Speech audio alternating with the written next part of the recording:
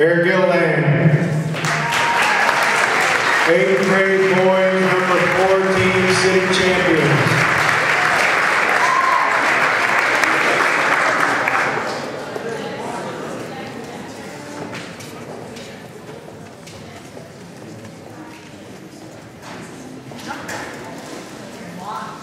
Okay, this is going to be hard. I'll try to get through it. Rick Moyer is a kid. I think he just understated what dominant means.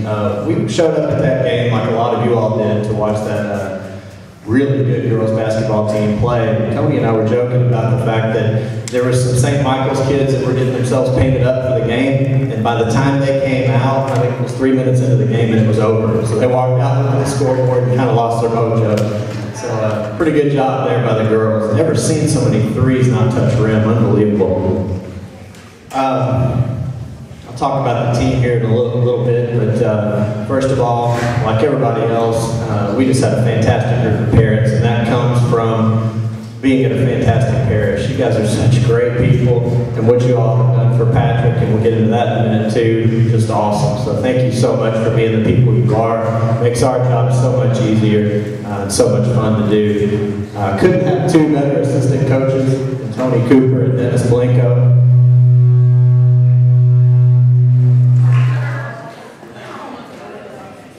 We love the place, okay? Dennis is not shy about saying when he came on board about a third of the way into the season, we didn't lose again. So it's all Dennis, all Dennis. But these guys really set a tone for us.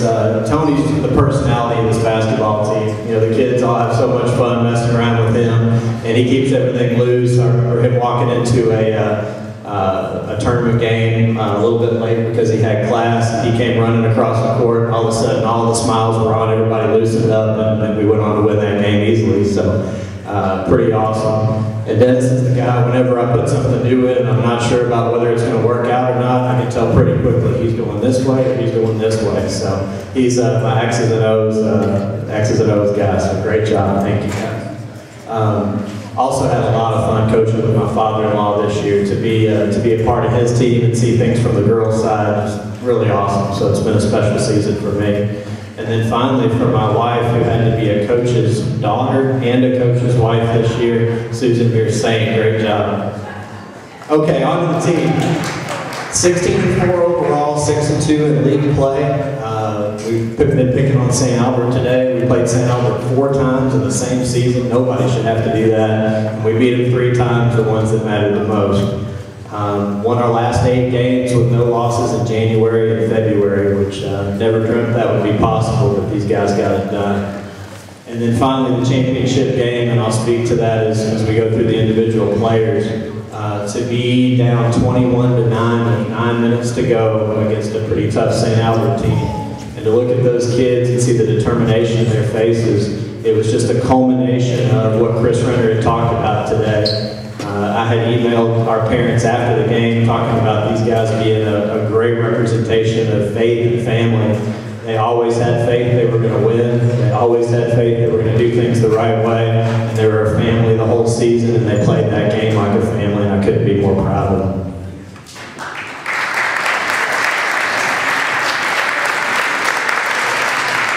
I'm going to start with the guy that's in our hearts every day, every minute right now, Patrick McSweeney. No doubt that he was the heart of the team and the spirit. This kid, in the very first practice, and I didn't know Patrick until this year. I knew a little bit about him, but didn't know him personally. In the first practice, we did the roll the ball drill from the baseline, where we hold the kids back until the ball gets to the free throw line, and you've got to go get it and go one-on-one against the other guy. Patrick did a dive like this onto the floor to get the basketball. And we thought, okay, we got something here. This kid's good, and he plays like that all the time. And hit a big 3 in the championship game for us. He started a good part of the year at point guard, and unfortunately, after he became a little bit ill mid-season with what we thought was just the flu, he wasn't quite the same afterwards, lost a little bit of his energy. Don't know if it was related to what we now know is his continued fight with leukemia, or if he was just still trying to recover. But for that kid to go out there in the championship game and play with the heart that he did, and battle the way he did, and then to know with his concept of team after he had made a couple of mistakes in the game, he'd thrown a pass,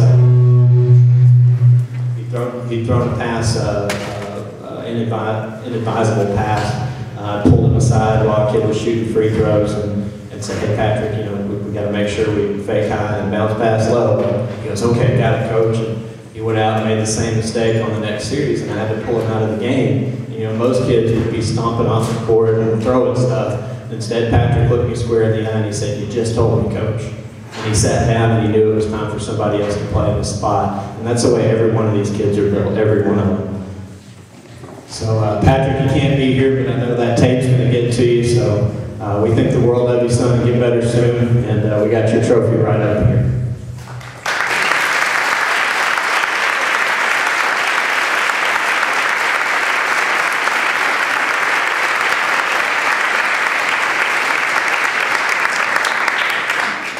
Okay, a big part of that championship win, and he was solid all season. We asked this kid to go to the rack, He didn't get it. And finally, about 2/3 of the way through the season, we were scrimmaging against Our Savior Lutheran, and we ran an isolation play. We don't have an isolation play, but we said, "Sam, you just keep going to the basket until you score." And by golly, if he didn't take this kid to the rack and score and look back at us like, "Oh, I can do that." And he just kept on doing it with 10 points and 5 rebounds and a big steal in the final. Next trophy goes to Sam Blinko.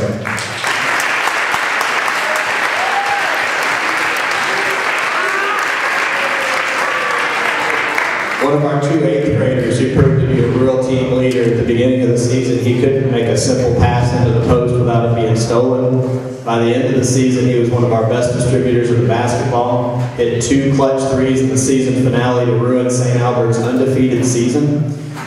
They were 7-0. We came in and beat them in the last game, and this kid came up big. We had to do it without Patrick, who was out sick. He had 5 rebounds in our semifinal game. Great job, Zach Ditas.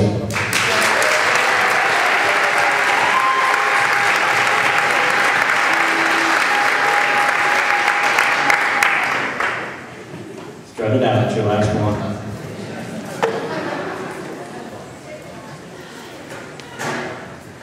All right, our next one. This young man was in the middle, of course, and changed every single game on the defensive end. Nobody wanted to go to the glass. If you saw the championship game, the way he defended, he didn't have to do it on the offensive end. He altered everything in the second half. 7 points, 10 rebounds, and a steal in the semifinals, and 4 big points in the final game. Just a terrific young man, a terrific player, Jacob Graves.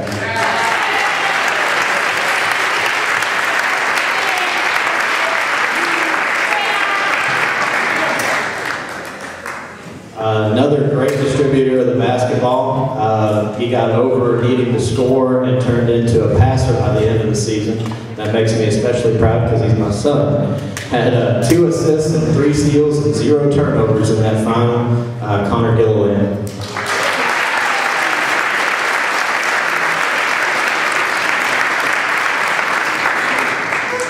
Another guy who was kind of a utility player for us this year, just did a super job. You never knew if he was going to have a big rebounding game, big scoring game, what he was going to do to help, but he always did something, whether tangible or intangible. 2 big free throws like they were nothing in the final, 2 steals and an assist in that final game, Ethan Hammond.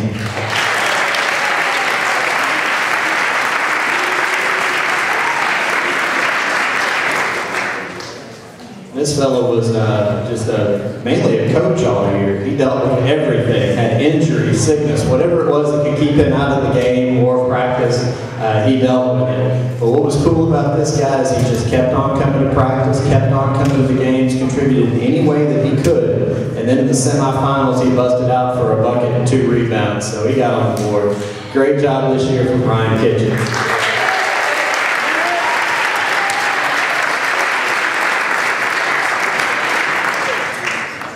Another young man who played with a hand style. He just played just like Ethan. You never knew what he was going to bring, but he always brought calm to the basketball game. Everything always seemed to be moving faster than he was. but he was always steady with the basketball. He had 3 fourth-quarter points in the final and one of the coolest drives to the basket in a clutch situation you will ever see. One of the best players I've been associated with, Mr. Parker Moore.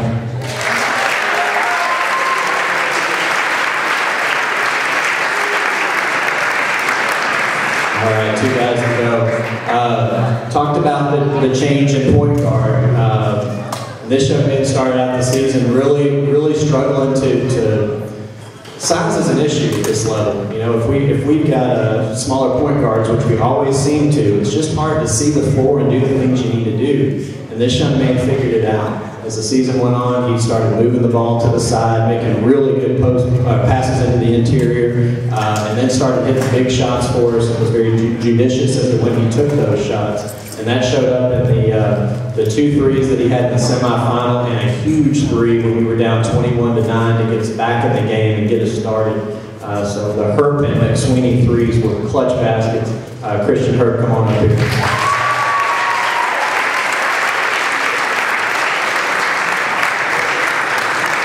I saved this guy for last because he started out the season as really kind of a non-factor on the team. He was a good guy. Couldn't give him a whole lot of minutes, just couldn't figure out exactly how to use him. And so we tried the Blanco technique with him. We started screaming at him, telling him he had to go to the rack, start getting some rebounds for us. And something clicked because all of a sudden he shows up at a game, 5 games into the league, and gets 9 boards for us in one game. And we're like, huh, this guy can play a little bit. And we started asking him to provide a little bit of offense. Well, in the final, we just couldn't find anything. We couldn't get anything going. Big Jake had gotten into foul trouble early, which he never does. Terrible call, by the way. But this young man came in the game and he got physical and he showed St. Albert that we weren't going to be pushed around anymore. And he came up with 4 huge points in this game. We couldn't have done it without Andrew Weiss. Good job.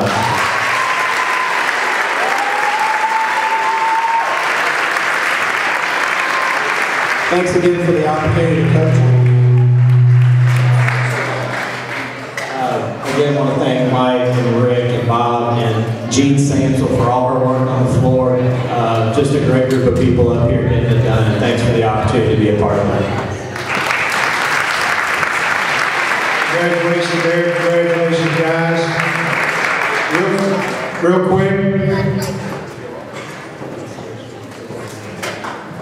This is a second CSAA tournament championship trophy, engraved with all the kids' names, coaches. This one will be going to Patrick McSweeney this weekend.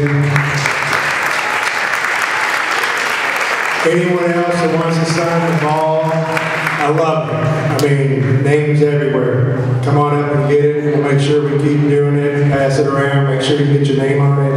And then, of course, Patrick's individual trophy also will be there, too. Real quick. 2. Hey, Pat. Hope you're feeling better. You were great this year. Hitting 3s. Hey, Pat. You were just great this season. And we couldn't have won the championship without you. And hope you feel better. Hey, Pat. I just wanted to say I thought you were the heart of the team this year, and I hope you feel better, and I hope your trophy's as shiny as ever.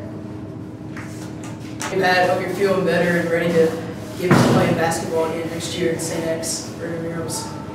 See you then. Hey, Pat. I hope you're feeling better, and I'm praying for you every day. I just want to say you were a great addition to the team this year. I hope you're feeling better and hope you have fun in high school. So I hope to see you soon. Hey Pat, hope you're feeling better. Can't wait till you get to see your stellar trophy.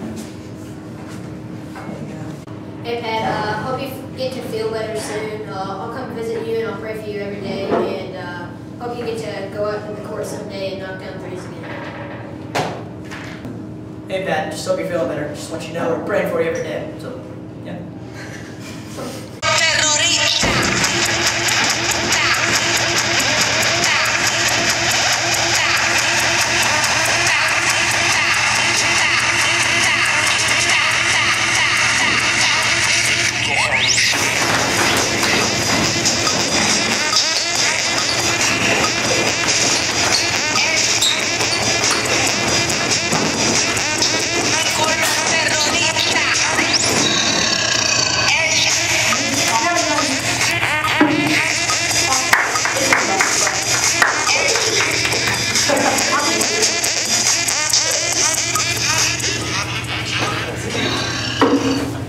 right, guys. Good job.